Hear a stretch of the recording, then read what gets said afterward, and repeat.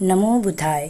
Metta Buddhist महिला संस्थेद्वारा आयोजित कार्यक्रमामध्ये बुद्ध आणि त्याचा धम्म या ग्रंथातील भाग 4 मधील बुद्धाचा निर्धार, नंतर भाग 5 मधील धम्मदीक्षा अभियानाचा पुनरारंभ, त्यापैकी ग्रामीण ब्राह्मणांची धम्मदीक्षा, उत्तरावतीच्या ब्राह्मणांची धम्मदीक्षा, तसेच भाग 6 कनिष्ठतमांची आणि पददलितांची धम्मदीक्षा, या भागातील एक नापित उपालीची धम्मदीक्षा, स्वच्छता सेवक सुनीताची धम्मदीक्षा, 3 सोपाक आणि सुप्रिय या अस्पृश्यांची धम्मदीक्षा, सुमंगल आणि इतर कनिष्ठतम जातीच्या लोकांची धम्मदीक्षा, त्याचबरोबर कुष्ठरोगी सुप्रबुद्धाची धम्मदीक्षा या भागाचे वाचन करण्यात आले आहे.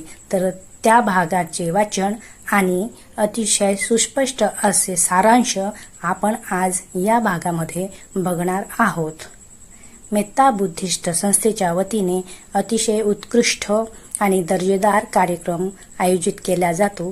तर त्याचे हा कार्यक्रम आपण बघूया.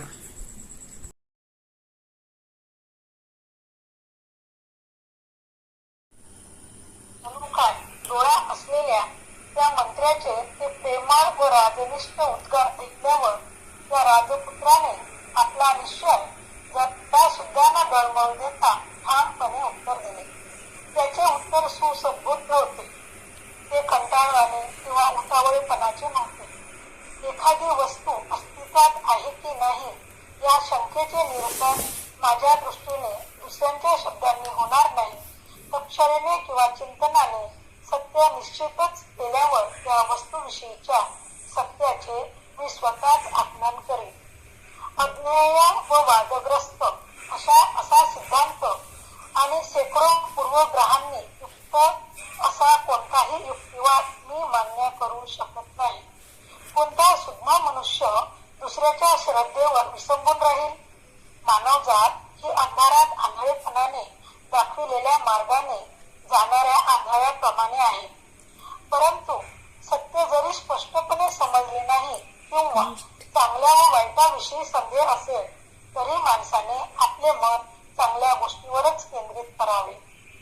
सत्व प्रवृत्तीच्या माणसाला काही व्यर्थ श्रम सुद्धा शेवटी कल्याणकारक ठरतात. परंतु ही पवित्र परंपरा अनिश्चित आहे हे पाहिल्यानंतरही विश्वसनीय व्यक्तींनी जे सांगितले तेच बरोबर होय हे लक्षात घ्या. आणि विश्वसनीय म्हणजे निर्दोषता हे लक्षात ठेवा. जो सर्वस्वी निर्दोष आहे तो सत्याचा अपलाप करणार नाही. आणि घरी परतण्याविषयी आपण मला जे सांगितले त्याविषयी बोलावयाचे म्हणजे आपण दिलेली उदाहरणेही प्रमाण होऊ शकत नाही. कारण कर्तव्य ठरविताना ज्यांनी प्रतिज्ञाभंग केला आहे अशांची उदाहरणे प्रमाण म्हणून कशी धरता येतील? म्हणून सूर्यही कदाचित पृथ्वीवर पडेल, हिमालय पर्वतही आपले स्थान सोडेल, परंतु इंद्रिय सुखभोगासाठी संसारी मनुष्य बनून मी कधीही घरी परत जाणार नाही. मी भडकलेल्या अग्नीत प्रवेश करीन, पण माझे उद्दिष्ट साध्य केल्याशिवाय मी घरी परत जाणार नाही. एवढे बोलून तथागत उठले आणि आपल्या वैराग्ययुक्त दृढ निश्चयानुसार पुढे चालू लागले. त्यांचा अविचल निश्चय ऐकल्यानंतर दुःखाने भारावून निःशन्न नजरेने थोडा वेळ त्याच्या मागोमाग जाऊन ते मंत्री आणि ब्राह्मण अश्रू ढाळीत हळूहळू कपिल वस्तूला परतले. राजपुत्राविषयीच्या प्रेमामुळे आणि राजावरील त्यांच्या भक्तीमुळे ते परत येताना पुन्हा पुन्हा थांबून मागे वळून पाहू लागले. आपल्या तेजाने तळपणाऱ्या, कुणाच्याही हाती न गवसणाऱ्या त्या तथागताकडे ते पाहूही शकत नव्हते किंवा त्यांच्यावरून दृष्टीही काढू शकत नव्हते. घरी परतण्यासाठी त्यांचे मन वळविण्यात अयशस्वी झाल्यावर तो मंत्री आणि तो उपाध्याय अडखळत्या पावलांनी परत फिरले आणि एकमेकांना विचारू लागले. आपल्या मित्रपुत्रासाठी झुरत असलेल्या राजासमोर आपण जावे तरी कसे आणि त्यांची भेट तरी कशी घ्यावी? भाग 5. धम्मदीक्षेच्या मोहिमेस पुन्हा सुरुवात. खेळवळ ब्राह्मणांना धम्मदीक्षा. वृद्धकूट पर्वताच्या पाठीमागे राजगृहाजवळ एक खेडे होते. तेथे सुमारे 70 कुटुंबे होती आणि ती सर्व ब्राह्मणांची होती. या लोकांना आपल्या धम्माची दीक्षा देण्याच्या इच्छेने भगवान बुद्ध येथे आले आणि एका झाडाखाली बसले. त्यांचे तेजस्वी व्यक्तिमत्व व दिव्य क्रांती पाहून लोक त्यांच्या भोवती जमले. तेव्हा त्यांनी ब्राह्मणांना विचारले, तुम्ही या पर्वताजवळ किती वर्ष राहत आहात आणि तुम्ही कोणता व्यवसाय करता? यावर त्यांनी उत्तर दिले, आमच्या येथे 30 पिढ्या होऊन गेल्या आहेत आणि गुरेढोरे पाळणे हा आमचा व्यवसाय आहे. त्यांच्या धार्मिक श्रद्धेविषयी विचारता ते म्हणाले, निरनिराळ्या ऋतूनुसार आम्ही सूर्य, चंद्र, पर्जन्य आणि अग्नी यांची पूजा करतो व त्यांना होम हवन करतो. जर एखाद्याला मृत्यू आला तर आम्ही एकत्र येतो आणि ब्रह्मलोकात त्याला जन्म मिळावा आणि अशा प्रकारे जन्म मरणाच्या फेऱ्यातून तो मुक्त व्हावा म्हणून प्रार्थना करतो. भगवान बुद्धांनी उत्तर दिले, हा सुरक्षित मार्ग नव्हे. त्यापासून तुमचा काहीच फायदा होणार नाही.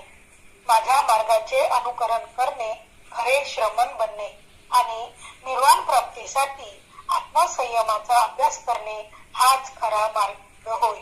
आणि ते पुढे म्हणाले, जे थोतांडांचा अवलंब करून असत्याला सत्य आणि सत्याला असत्य समजतात त्यांना कधीही सद्गती प्राप्त होत नाही. परंतु सत्याला सत्य म्हणून ओळखणे आणि असत्याला असत्य मानणे ही खरी सम्यक दृष्टी होय. तिच्यामुळे तुम्हाला सद्गती लाभेल. जगात मृत्यू सर्वत्र आहे. त्याच्यापासून कोणाचीही सुटका नाही. ज्याला मृत्यू नाही असे काहीही जन्माला येऊ शकत नाही. ही गोष्ट सर्व प्राणीमात्राच्या बाबतीत लक्षात घेणे आणि म्हणून जन्म मृत्यूच्या बंधनातून सुटण्याची इच्छा करणे म्हणजेच खरी धर्म साधना होय. हे शब्द ऐकल्याबरोबर त्या 70 ब्राह्मणांनी श्रमण होण्याची इच्छा प्रकट केली आणि भगवान बुद्धांनी त्यांना अनुमती दिल्यावर त्यांचे मुंडन करण्यात आले आणि ते खरे श्रमण दिसू लागले. नंतर ते सर्व विहाराकडे जाण्यासाठी निघाले. वाटेत त्यांना आपल्या बायका मुलांविषयीचे विचार सतावू लागले. परंतु त्याच वेळी जोराची पर्जन्यवृष्टी झाल्यामुळे ते पुढे जाऊ शकले नाहीत. रस्त्याच्या बाजूला सुमारे 10 घरे होती. त्यात त्यांनी आसरा घेण्याचा प्रयत्न केला. परंतु एका घरात प्रवेश करताच छप्परातून पाऊस गळत आहे आणि पावसामुळे रक्षण करणे शक्य नाही असे त्यांना दिसून आले. तेव्हा भगवान बुद्ध म्हणाले, ज्याप्रमाणे घराचे छप्पर साबूत नसले म्हणजे पावसाचे पाणी आत येते तर घर गळू लागते, त्याप्रमाणे ज्यावेळी आपल्या विचारावर आपले काळजीपूर्वक नियंत्रण नसते त्यावेळी वासना, कामवासना आपल्या सर्व चांगल्या संकल्पनांना पोखरून काढतात. परंतु ज्यावेळी छप्पर मजबूत असते त्यावेळी त्यातून पाणी गळत नाही. याप्रमाणे आपल्या चित्तवृत्तीवर नियंत्रण ठेवले आणि विचारपूर्वक वर्तन केले तर असल्या वासना निर्माण होत नाहीत किंवा आपल्याला विचलित करू शकत नाहीत. हे ऐकून 70 ब्राह्मणांना आपल्या वासना दोषास्पद आहेत याबद्दल जरी खात्री झाली तरी ते संपूर्ण संशयमुक्त झाले नव्हते. तरी सुद्धा ते पुढे जाऊ लागले. पुढे जात असताना एक सुगंधित वेपटन जमिनीवर पडलेले त्यांनी पाहिले आणि भगवान बुद्धांनी त्याकडे त्यांचे लक्ष वेधण्याची संधी घेतली. जरा पुढे गेल्यानंतर जवळच एका माशाचे आतडे पडलेले आढळले. त्याच्या दुर्गंधीमुळे त्यांनी त्यांचे लक्ष वेधले आणि ते म्हणाले, जो शूद्र आणि नीच स्वभावाच्या माणसाची संगत करतो त्याची स्थिती दुर्गंधीयुक्त पदार्थ हातात धरणाऱ्या व त्यामुळे स्वतः दुर्गंधित होणाऱ्या माणसासारखी होते. तो अधिकाधिक वाईट बनत जातो आणि कोणतेही कारण नसताना दुष्टपणात तरबेज होतो. परंतु ज्याप्रमाणे सुगंधी द्रव्य हातात घेणाऱ्याचा देहही सुगंधित होतो त्याप्रमाणे सज्जनाची संगत करणारा शहाणा माणूसही अधिक सज्जन होतो. तो उत्तरोत्तर अधिक ज्ञानी, शीलवान व गुणवान होतो. त्याला या गुणात पूर्णत्व लागून त्याला संतोष प्राप्त होतो. या गाथा ऐकून घरी परतण्याची व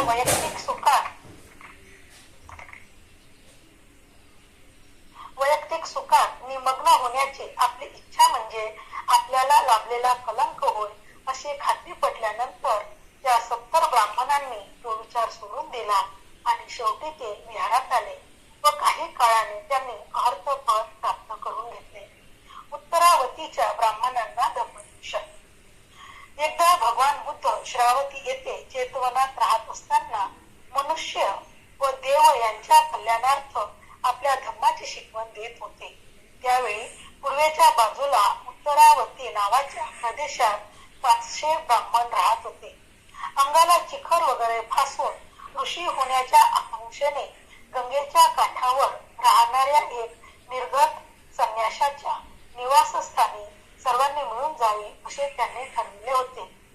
जाता जाता वाळवंटात त्यांना तहान लागली. एक झाड दृष्टीस पडताच जवळपास मनुष्य वस्ती असावी या आशेने ते घाईघाईने तिकडे गेले. परंतु जेव्हा ते तिकडे पोहोचले तेव्हा त्यांना मनुष्य वस्तीचे एकही चिन्ह आढळले नाही.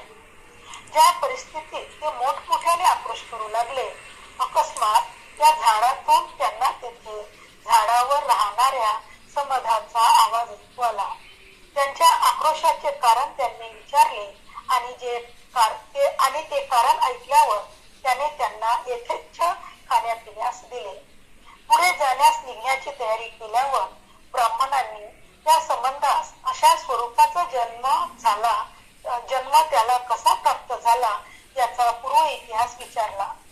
त्यावर त्या वृक्ष संबंधाने सांगितले की ज्यावेळी अनाथपिंड सुदत्ताने भगवान बुद्धाला जेतवन उद्यान अर्पण केले त्यावेळी तेथे जन्मलेल्या भिक्खूंच्या सभेत तो गेला असताना तो त्या धम्मावरील प्रवचन रात्रभर ऐकत बसला आणि परत जाताना त्याच्या पाण्याचा पेला भरून त्याने तो त्या भिक्षूंना दान दिला.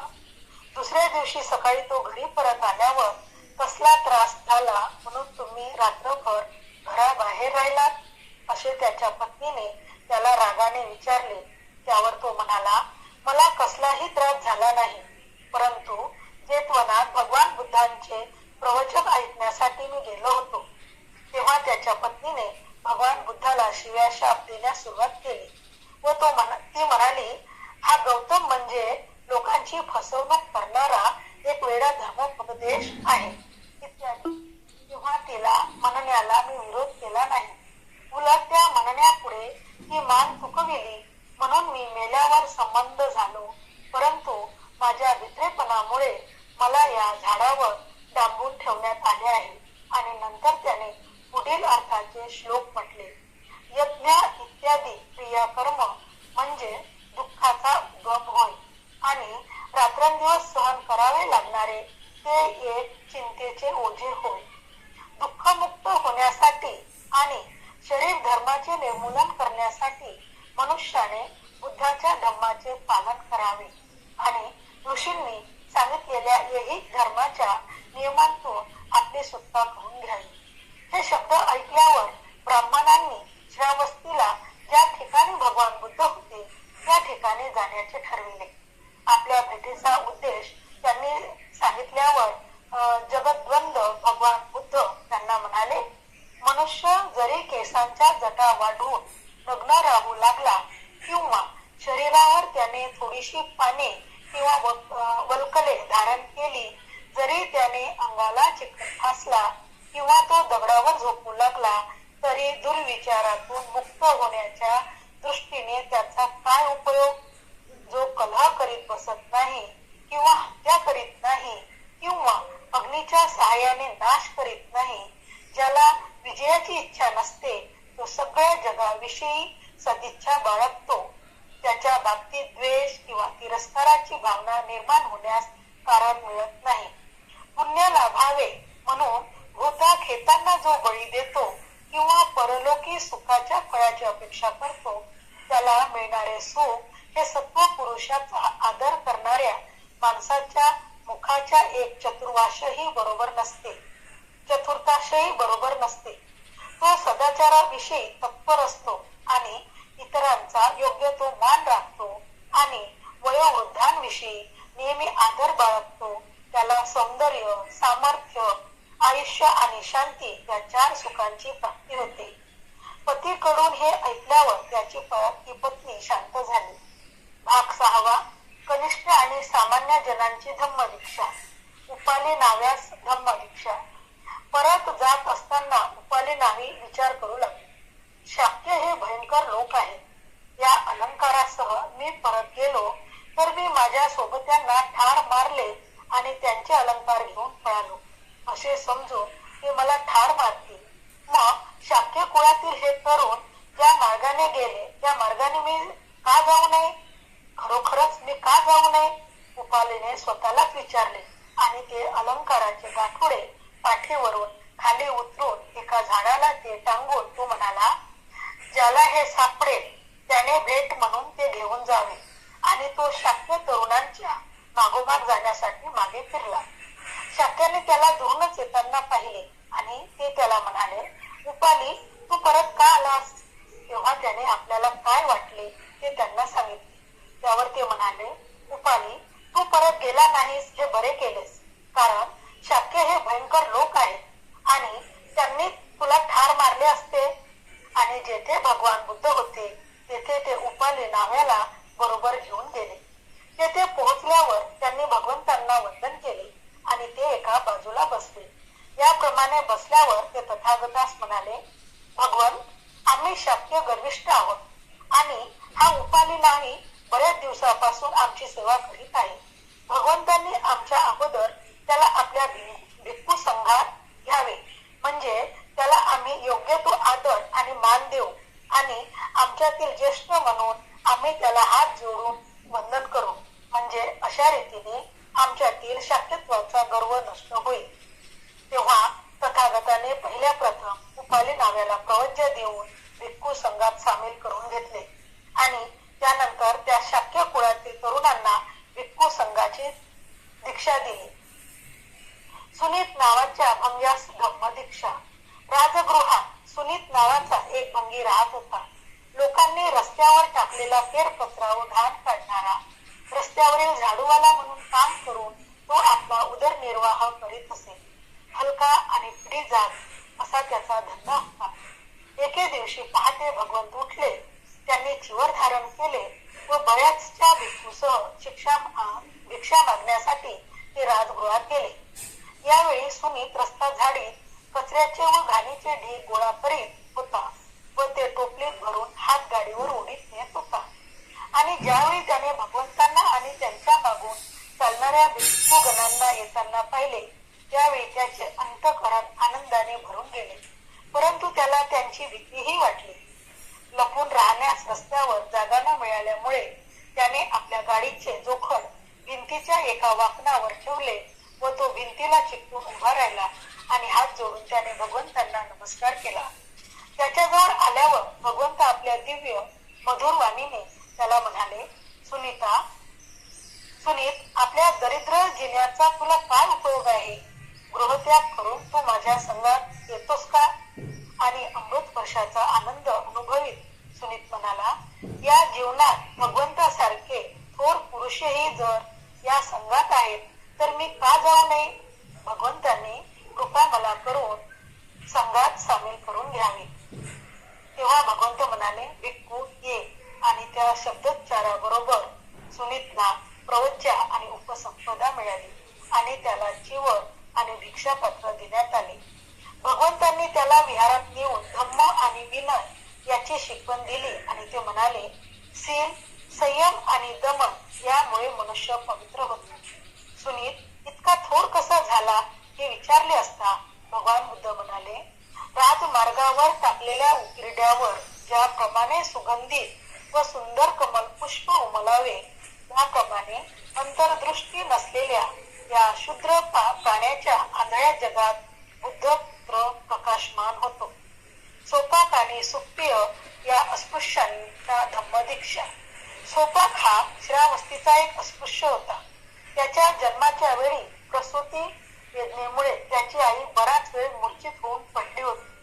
त्यामुळे तिच्या पतीला नातलगांना वाटले की ती मेली. त्यांनी तिला स्मशानात नेले व तिचे प्रेत जाळण्याची तयारी केली. परंतु वारा आणि पाऊस यांच्या माऱ्यामुळे अग्निपेट येऊ शकला नाही. म्हणून सोपाकाच्या आईला चितेवर ठेवून ते निघून गेले. सोपाकाची आई ज्यावेळी मेलेली नव्हती ती नंतर मेलेली. मृत्यूपूर्वी तिने मुलाला जन्म दिला. स्मशानाच्या पहारेकऱ्याने त्या मुलाला दत्तक घेतले आणि सुप्रिय नावाच्या स्वतःच्या मुलाबरोबर त्याचेही पालन पोषण केले. त्या मुलाच्या आईच्या जातीचे नाव सोपाक होते. त्यामुळे ते मुलही त्या नावाने ओळखले जाऊ लागले. एके दिवशी भगवान बुद्ध त्या स्मशानाजवळून जात होते. भगवंतांना पाहून सोपाक त्यांच्या समोर आला. भगवंतांना वंदन करून त्यांचा शिष्य म्हणून त्यांच्या बरोबर येण्यास त्याने त्यांची अनुज्ञा मागितली. सोपाक त्यावेळी फक्त 7 वर्षाचा होता. म्हणून भगवंतांनी त्याला वडिलांची संमती मिळविण्यास सांगितले. सोपाक गेला आणि आपल्या वडिलांना घेऊन आला. वडिलांनी भगवंतांना वंदन केले आणि आपल्या मुलाला त्यांच्या संघात घेण्याविषयी त्यांना विनंती केली. तो जरी अस्पृश्य जातीचा होता तरीही भगवंतांनी त्याला आपल्या संघात घेतले आणि त्यांनी आपला धम्म व विनय यांची शिकवण त्याला केली. काही काळानंतर सोपाक एक स्थावीर झाला. सुप्रिय आणि सोपाक हे लहानपणापासून एकत्र वाढलेले होते आणि सोपाकाला सुप्रियाच्या वडिलांनीच दत्तक घेऊन वाढविल्यामुळे सुप्रिय आपला सोबती सोपाक यांच्याकडून भगवंताचे धम्म व विनय शिकला. आणि जरी सोपाक हा सुप्रियाच्या जातीपेक्षा हलक्या जातीतील होता तरी सुप्रियाने सोपाकाला आपणाला प्रवज्या देऊन संघात घेण्याची विनंती केली. सोपाकाने ते मान्य केले आणि स्मशानातील पहारेकऱ्याचे काम करणाऱ्या 3 दर्जाच्या जातीतील सुप्रिय हा एक भिक्खू बनला. सुमंगल इत्यादी 3 जातीतील लोकांना धम्मदीक्षा. सुमंगल हा श्रावस्तीचा एक शेतकरी होता. विळा, नागर आणि कुदळ यांच्या सहाय्याने शेतात काम करून तो आपली उपजीविका करीत असे. छन्ना हा कपिल वस्तूचा रहिवासी असून शुद्धोधनाच्या घरातील एक नोकर होता.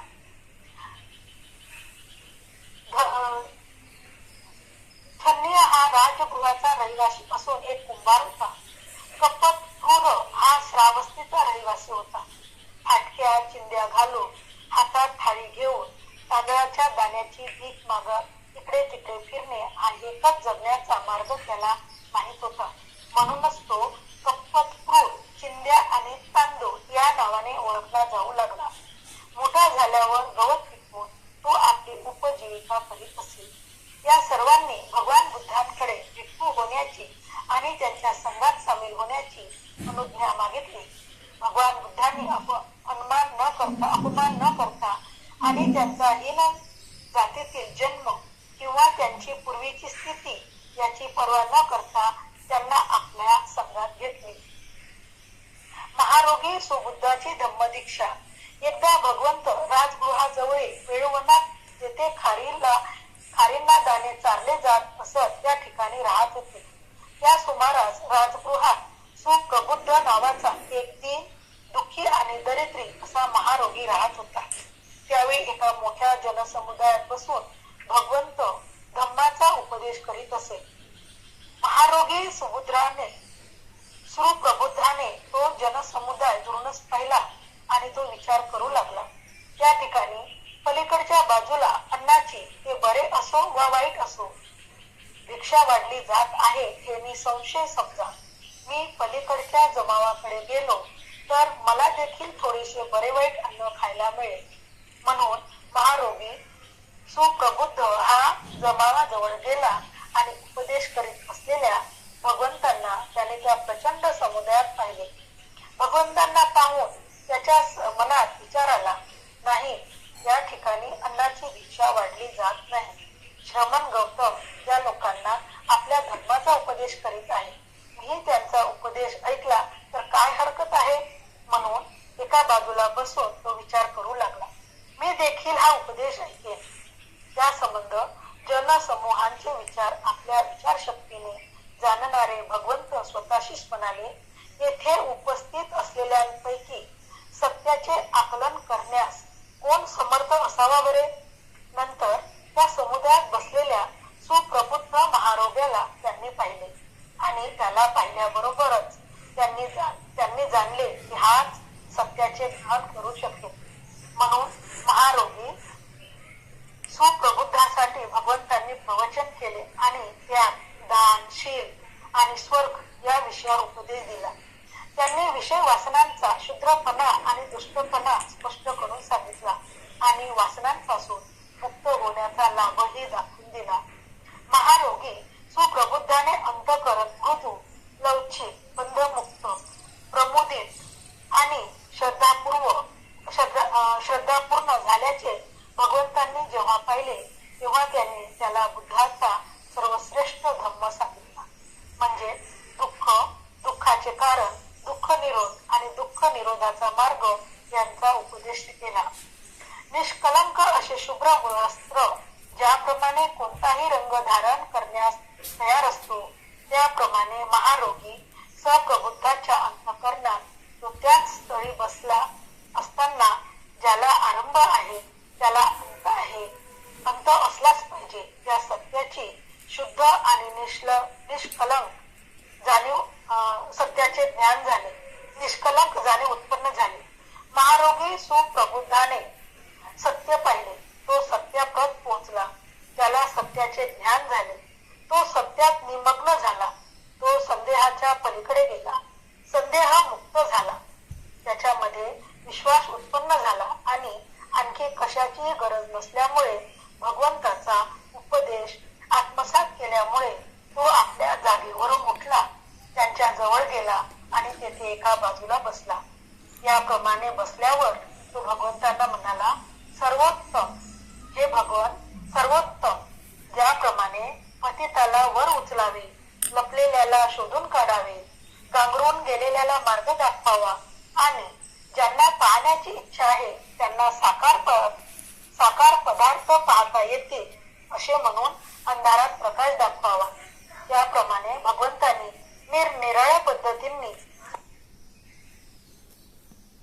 केला होता. जेव्हा सिद्धार्थ गौतम होते तेव्हा जेव्हा ते गृहत्याग करत होते आणि आता जेव्हा बुद्ध झाले तरी म्हणजे एवढं 6-7 वर्षाचा काळ लोटला तरी वडिलांची जी ही होती मनीषा होती, इच्छा होती ती म्हणजे मुलांनी आपल्या परत यावं. अजूनही त्यांना असं वाटत होतं की बुद्ध झाल्यानंतर म्हणजे माणसाची इच्छाशक्ती म्हणायचं किंवा आसक्ती म्हणायचं ही किती तीव्र असते ते दिसते. म्हणजे इतके वर्ष लोटूनही त्यांना त्याची सवय झाली नव्हती. त्यांना असं वाटत होतं की माझा पुत्र, म्हणजे त्यांना जेव्हा कळलं की त्यांचा पुत्र आलेला आहे इकडे, म्हणजे तपस्वी आणि भल्लिकच्या थ्रू जे पहिले जे द्वैवाचक होते उपासक त्यांच्या थ्रू म्हणजे त्यांच्या मार्फत यशोधराला कळलंच होतं की हे आलेले आहेत म्हणून, म्हणजे तथा बुद्ध झालेले आहेत आणि भगवान बुद्ध झालेले आहे सिद्धार्थ गौतम. तर हे कळलंच होतं त्यांना, त्यामुळे त्यांनी त्यांना तिकडे बोलवलं होतं आपल्याकडे कपिल वस्तूला. आणि मग त्याचं जे उत्तर त्यांनी दिलं आहे मला वाटते त्याच्या भागात कालच्या भागातलं आहे ते, की ते खूप सुंदर आहे कालचा भाग, पण आता ते खूप मोठा होईल त्याचं उत्तर सांगत बसलो तर आपण. तर मग त्यांचा मनोनिग्रह आहे की नाही मी काही परत जाणार नाही आणि म्हणून ते म्हणतात की शून्य मनुष्य दुसऱ्यांच्या श्रद्धेवर विसंबून राहील. मानवजात ही अंधारात आंधळ्याने दाखवल्या मार्गाने जाणाऱ्या आंधळ्याप्रमाणेच आहे. म्हणजे तुम्ही कितीही प्रयत्न केला तरी सत्य जे आहे किंवा दुःख जे आहे ते लपणार नाही. आणि म्हणूनच दुःख आहे, दुःखाचं कारण आहे. म्हणजे प्रियांचा सहवास देखील दुःखद आहे आणि वियोग देखील दुःखद आहे. अप्रियांचा सहवास देखील दुःखद आहे आणि प्रियांचा वियोग दुःखदायक आहे हे बुद्ध सांगत आहेत. आणि म्हणून ते मनोनिग्रह करतात की मी परत जाणार नाही. म्हणून शेवटी ते घरी परतण्यासाठी त्यांचे मन वळण्यात ते अयशस्वी ठरतात. राजा शुद्धोधन आणि सिद्धार्थ गौतम म्हणजे भगवान बुद्ध, सिद्धार्थ गौतम नाही ते, कारण आता भगवान बुद्ध झालेले आहेत. ते तिथून परत जातात. आणि मग आपण खेडव्या ब्राह्मणाची धम्मदीक्षा आपण बघतो की बुद्धांनी सगळ्यांनाच दीक्षा दिलेली आहे. म्हणजे तो कोणी असो, मग तो खेडवा ब्राह्मणही असो किंवा कोणी असो, म्हणजे जे गावात खेड्यापाड्यात राहणारे आहेत त्यांच्या कशा प्रकारच्या अंधश्रद्धा होत्या तेव्हाच्या फक्त बुद्ध त्यांना विचारतात की तुमची धार्मिक स्थिती कशी आहे, म्हणजे तुम्ही धार्मिक श्रद्धा काय आहे तुमची. पण ते सांगतात की आम्ही कशा कशा प्रकारचे, म्हणजे तेव्हाच्या काळात बरेचसे लोक सूर्य, चंद्र, तारे, ग्रह, नक्षत्र, पाऊस कसा पडतो किंवा काय होतो, म्हणजे ह्याच सगळ्या गोष्टी, पाऊस पडतो म्हणजेच ती अंधश्रद्धाच असायची त्यांची. आणि त्याच गोष्टीसाठी ते हे करायचे, म्हणजे परत परत आपल्याला मोक्ष प्राप्ती हो. ते म्हणतात ना ब्रह्मलोकात त्याचा जन्म मिळाला पाहिजे, जन्म मृत्यूच्या फेऱ्यात आम्ही तेव्हाच मुक्त होऊ जेव्हा आम्ही ब्रह्मलोकात जन्म घेऊ, की आम्हाला मोक्ष प्राप्ती होईल, असं त्यांचं म्हणणं होतं. मग बुद्ध त्यांना सांगते की हा मार्ग सुरक्षित नाहीये. मी जो म्हणत आहे की अशा केल्याने की मला मोक्ष प्राप्ती होईल, हा सुरक्षित मार्ग नाही. तर मग सुरक्षित मार्ग कोणता आहे, तर मग बुद्ध त्यांना सत्याची ओळख म्हणजे सत्य काय आहे ते सांगतात. आणि ह्या सगळ्या गोष्टी तुम्हाला धम्मपद यमक वगामध्ये तुम्हाला दिसतात. सत्याला सत्य ओळखणे आणि असत्याला असत्यच मांडणे ही खरी सम्यक दृष्टी आहे असं बुद्ध म्हणतात. म्हणून आणि त्याच्यामुळेच तुम्हाला सद्गती लाभेल, त्याच्यामुळेच तुम्हाला सद्गती प्राप्त होईल. हे सगळं तुम्हाला धम्मपद यमक वगामध्ये सुद्धा गाथा क्रमांक 11 आणि 12 जर तुम्ही वाचली तर त्या कथेतून तुम्हाला हे सगळं बघायला मिळतं. त्याच्यात म्हणजे मग ते केडवळ ब्राह्मण आहे ते एकदम प्रभावी होतात आणि मग ते दीक्षा घेतात. आणि परंतु ते जेव्हा जायला लागतात विहाराकडे, ते वाटेत जाताना त्यांच्या मनात म्हणजे कारण की काय एकाएकी जर तुम्ही दीक्षा घेतली तरी पण काही शेवटी माणूस असतो तो, जरी त्यांनी चिवर धारण केलं असलं तरी त्याची मनाची स्थिती जी आहे, जी आसक्ती आहे ती पूर्णपणे गेलेली नसते. म्हणून त्यांच्या मनात बायका मुलांविषयी विचार करावे लागतात. आणि मग जेव्हा तिथे पाऊस पडतो आणि त्या 10 घरे असतात आणि त्यांनी आसरा घेण्याचा तिथे प्रयत्न केला असतो, त्या घरात प्रवास करता छपरातून पावनी गळायला लागते, म्हणजे साकारलेलं नसतं. आपण बघतो की गावात खेड्या पाड्यात ते कवेलू असतात बघा, एकावर एक असे लावलेले, आणि जर ते प्रत्येक पावसाळा यायच्या आधी ते घर साकारले जातात. साकारून ते कवेलू व्यवस्थित लावले जातात, कारण की पावसाचे पाणी आतमध्ये येऊ नये या दृष्टीने ती प्रिकॉशन घेतलेली जाते. तर त्याचप्रमाणे भगवान बुद्ध उदाहरण देऊन सांगतात, जेव्हा त्यांना कळतं की यांच्या मनात अशा वासना किंवा काम छंद जे आहेत किंवा काम वासना आहेत त्या आहेत, अजूनही आसक्तीमध्ये हे आहेत, तेव्हा बुद्ध त्यांना उदाहरण देतात की एखादा व्यक्ती जसं एखादं घर जर तुम्ही व्यवस्थित साकारलं गेलं नाही, ते जर ते राहिलं व्यवस्थित साकारलं गेलं नाही तर पावसाचं पाणी निश्चितच त्याच्या आतमध्ये येते. पण तेच जर तुम्ही व्यवस्थितरित्या साकारलेलं असेल तर त्याच्यात पावसाचं पाणी आतमध्ये येणार. ते त्याचं उदाहरण देऊन बुद्ध मनाचा उदाहरण देतात की आपलं हे मन कसं आहे, आपलं चित्त कसं आहे. आपल्या मनात जर काम वासना असतील, आसक्ती असेल, तृष्णा असेल तर आपण सुखी होऊ शकणार नाही ना, कारण की आपल्या मनात त्याच गोष्टी राहणार आहे. तर म्हणून बुद्ध हे उदाहरण देऊन सांगतात की तुम्हाला आतून त्या गोष्टी पोखरून काढतील. म्हणून तुम्ही म्हणजे तुमचं मन शुद्ध करणं, मन वासना रहित करणं हे जास्त गरजेचं आहे, कारण ते तुम्ही आता चिवर धारण केलेलं आहे.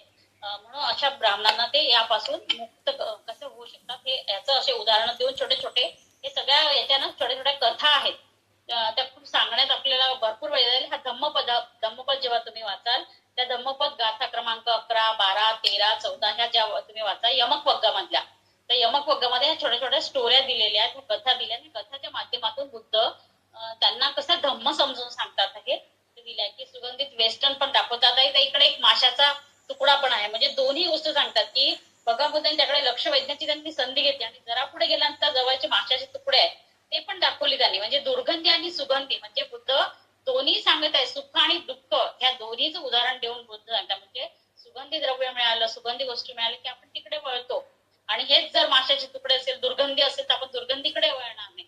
म्हणून शेवटी पंचेंद्रियावरच बुद्ध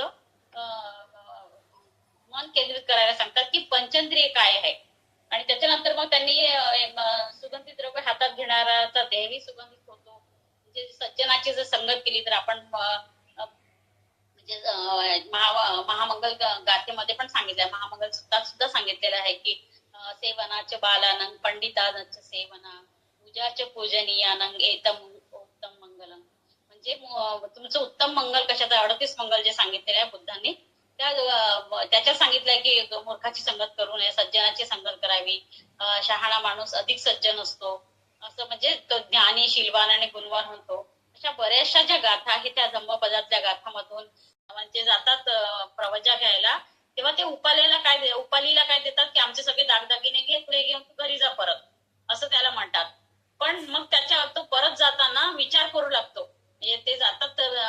मजा घ्यायला बुद्धांकडे. आणि त्याला असं वाटतं की शाक्य तर फार हे आहे बाबा, भयंकर आहेत. ते आपल्याला म्हणजे म्हणतील की बाबा तुम्ही माझ्या भावांचा, आमच्या भावांचं, म्हणजे आमच्या राजकुमारांना काहीतरी केलं असेल आणि म्हणूनच तू त्याचे दागिदागिने पळवून घेऊन आला. म्हणून तो घाबरतो आणि तो परत येतो आणि तो मग काय करतो, एका झाडाला ते टांगून देतो आणि मग परत ते तो बुद्धांकडे येतो. जेव्हा हे 6 जण तिथे असतात, म्हणजे उपाली 7वा, 6 जण तिथे असतात, तर ते म्हणतात तू का आलास परत? मग तो सांगतो की शाक्य असे असे तुम्हाला तर माहितच आहे. तो म्हणतो नाही बरोबर आहे तुझं म्हणणं की शाक्य खरंच हे आहे. तेव्हा बघा म्हणजे किती मोठेपणा आहे. म्हणजे सांगायचा उद्देश हा आहे की चिवर घेताना म्हणजे जेव्हा त्यांनी मनाची तयारी केलेली आहे, 6ही राजकुमारांनी, सगळे राजकुमारच होते, आनंद म्हणा किंवा अनिरुद्ध म्हणा, हे सगळे जे आहेत हे सगळे शाक्य कुळातील, श्रेष्ठ कुळातील मुलं होते. आणि ते भगवंतांना विनंती करतात की तुम्ही सगळ्यात पहिले उपालीला द्या, कारण की उपाली पहिला भिक्षू होईल आणि आम्ही नंतर हो 6 जण, तर मग उपाली आमच्यापेक्षा श्रेष्ठ होईल, म्हणजे सिनियर होईल, म्हणून आम्ही उपालीला वंदन करू. म्हणजे बुद्धांच्या ह्याच्यात जर तुम्ही धम्म घेतला, चिवर घेतलं, म्हणजे सामय फलसुद्धा सांगितलंच आहे की शामनेर बनायचं किंवा श्रवण व्हायचं, काय फळ असते, काय फळ मिळते, इथे त्याचा आपल्याला उतारा दिसतो. आपल्याला याचं इथे उदाहरण दिसतं की श्रवण जर झाला एखादा व्यक्ती, त्याने जर चिवर धारण केलं आणि तो जर श्रेष्ठ असेल, सिनियर असेल, तर त्याला सगळे वंदन करतात. जे इतकं नम्रता इथे आपल्याला याच्यातून दिसून पडते. नंतर सुमित भंग्याची सुद्धा धम्मदीक्षा झालेली आपल्याला दिसतात. सुमित भंगी म्हणजे बुद्धांच्या काळात जातीयता असली तरी पण बुद्धांनी सर्वांना समानतेचा अधिकार जो दिलेला आहे आपण दिसतो. म्हणजे इकडे राजाची सुद्धा प्रवज्जा होत आहे, राजकुमार लोकांची पण प्रवज्जा होत आहे. तर उपाली सारखा नावी, सुमित भंगी हे सुद्धा म्हणजे त्यांना सुद्धा दीक्षा मिळत आहे. सोपाक आणि सुप्रिय यांची सुद्धा कथा आपण इथे बघितलेली आहे की हा सुद्धा एक म्हणजे सोपाक आणि सुप्रिय हे दोघही जण नंतर पुढे सवीर होतात. आणि त्याची बघितलं त्याच्या आईची ही स्टोरी आपल्याला, ह्या सगळ्या छोट्या छोट्या स्टोरी आहे ना, तुम्ही जेव्हा इथे जाता, पॅगोडाला जाता, तेव्हा जी चित्रावली आहे, ज्या चित्रावलीमध्ये ह्या सगळ्या छोट्या छोट्या स्टोऱ्या लिहिलेल्या आहे आणि चित्र तिथे दाखवलेले आहेत. आणि तुम्हाला सोपाक आणि सुप्रियाची पण तुम्हाला कथा असते की कशा प्रकारे तिथे मृत्युमुखी पडलेला नसतो तो, तरी त्याचा जन्म कशा रीतीने झाला, त्याच्या आईची डिलिव्हरी प्रसूती, त्यांना वाटते ती बेहोश पडली तर ती मेलेली आहे आणि तसंच तिला सरणावर नेऊन टाकतात. परंतु पावसामुळे ती चिता जळत नाही आणि त्या बाळाचा जन्म होतो. बघा त्याचं ते गम्म असेल कुठलं तरी की त्याला जन्मच घ्यायचा असेल म्हणून तो आईच्या उदरात मेला नाही, बिचारा जन्माला आला आणि बुद्धांच्या चरणी आला. किती महान कर्म, त्याचं किती कुशल कर्म असेल की तो बुद्धांच्या चरणी आला आणि नंतर त्याला बुद्धांचा धम्म मिळालेला आहे. तर त्याच्यानंतर सुमंगल हा पण हिंद जातीतला आहे. म्हणजे इथे बाबासाहेब आंबेडकरांनी जे उदाहरणं दिलेली आपल्याला, त्यांनी त्याचे हे उदाहरणं त्यांनी निवडून घेतलेली आहेत त्रिपिटकांतून की बघा म्हणजे बुद्धांच्या काळात सगळ्यांना दीक्षा मिळत होती, सगळ्यांना बुद्ध आपल्याच्या सामावून घेत होता. म्हणजे बुद्धांचा धम्म काय सांगतो की समता सांगतो, सगळ्यांशी प्रेमाने वागावे, सगळ्यांना आपलंसं करावे, कोणी हीन नाही आणि लहान नाही, कोणी मोठा नाही, हे सांगितलं आहे. त्याच्यानंतर महारोगी सुप बुद्धाची सुद्धा धम्मदीक्षा आपल्याला याच्यात पाहायला मिळते की तो पण कशा रीतीने बुद्धांच्या चरणी आलेला आहे. आणि त्यांनी सुद्धा भगवान बुद्धाचा उपदेश त्यांनी ऐकलेला आहे आणि नंतर तो पण बुद्धांच्या चरणी आलेला आहे, बुद्धांना शरण गेलेला आहे. तर अशा रीतीने म्हणजे या पूर्ण म्हणजे 4-5 जे आपण वाचले भाग, त्या भागामध्ये हेच आपल्याला दिसून पडते की बुद्धांचा धम्म हा मानवतावादी होता. बुद्धांची शिकवण ही करुणेवर होती, प्रज्ञेवर होती आणि त्यामुळेच बुद्ध कोणत्याही जाती धर्माला मानत नव्हते आणि सगळ्या जातीच्या धर्मातल्या लोकांना त्यांनी त्याच्यात सामावून घेतले होते. असं पूर्ण याचा सार हा इथे दिसतो. आणि बऱ्याचशा ज्या गाथा आहेत त्या गाथाच्या माध्यमातून, धम्मपदातल्या ज्या गाथा आहेत त्या गाथेच्या माध्यमातून आपल्याला सगळ्या गोष्टी इथे सांगितलेल्या आहेत. सांगत बसलं तर खरंच खूप मोठा हा विषय आहे, पण तुमच्याकडे जमत पद असेल तर तुम्ही नक्की वाचा. मला मंदा मॅडमने बोलायची संधी दिली त्याबद्दल मी आभारी आहे आणि इथेच थांबते. वेळ बराच झालेला आहे आणि त्यांनी आभार प्रदर्शनाची पण जबाबदारी माझ्यावर सोपवली आहे. तरी पण इथे जॉईन झालेल्या सगळ्या मैत्रिणींचे प्रथम मी आभार मानते. जवळजवळ 70-75 महिला इथे जॉईन होत्या आणि ज्यांनी एकमेकांना लिंक शेअर केली आणि सगळे इथे जॉईन झाले, त्यांचे खूप खूप धन्यवाद. आणि अशीच लिंक शेअर करत जा, घराघरात आपला धम्म पोहोचला पाहिजे, हीच मेत्ता बुद्धिस्ट महिला संस्थेचा उद्देश असतो. आणि घरोघरी वंदना केली पाहिजे. वंदना घेतलेल्या आजच्या विशाखा कांबळेताई यांचे पण खूप खूप आभार संस्थेतर्फे. त्याच्यानंतर आज वाचन केलं त्रिवेणीताई कुसरे यांचे देखील संस्थेतर्फे खूप खूप आभार. सविता धीवरताई यांनी खूप सुंदर गीत सादर केलं, त्यांचे देखील संस्थेतर्फे मी आभार मानते. आणि आजचं सूत्रसंचालन करणाऱ्या मंदा चकनारायण खूप सुंदररित्या सूत्रसंचालन करीत आहेत. तर त्यांनी असंच शुक्रवारपर्यंत सूत्रसंचालन करावं अशी मी सदिच्छा व्यक्त करते. आणि आजचा कार्यक्रम इथेच संपला असे जाहीर करते. त्याच्यानंतर आपण उद्या आणि परवा भेटणारच आहोत. तोपर्यंत सगळ्यांना छान राहा, मस्त राहा, स्वस्थ राहा, आनंदी राहा, निरोगी राहा. आणि उद्या परत आपण भेटू 4 ते 5 मैत्रिणींनो. तोपर्यंत जय भीम, नमो बुद्धाय सर्वांना.